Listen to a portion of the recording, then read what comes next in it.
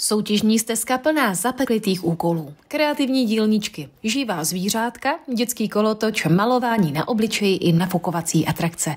To a mnohem více přinesla tradiční akce zahájení turistické a cyklistické sezóny na Větroši v Ústí nad Labem v neděli 4.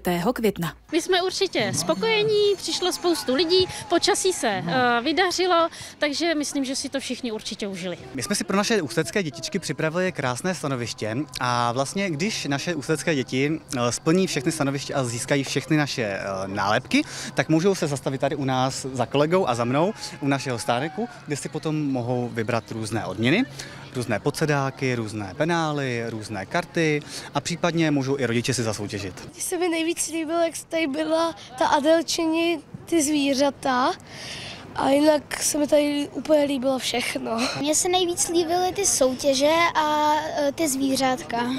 Líbí se nám tady úplně všechno, asi nejvíc kolotoč nás zaujal a samozřejmě Sváťovo divadlo. Ty jsou prostě nejlepší, my je milujeme. Nám se tady líbí, protože Ústečáci nás mají rádi, na pohádky chodí, takže Ústečáci ahoj.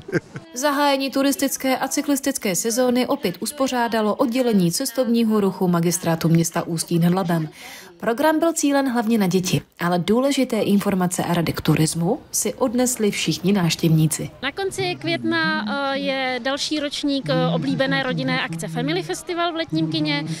Od začátku května je v provozu cyklobus z Labské stezky zdarma a oblíbené akce v září, jako je Dny evropského dědictví a Evropský týden mobility.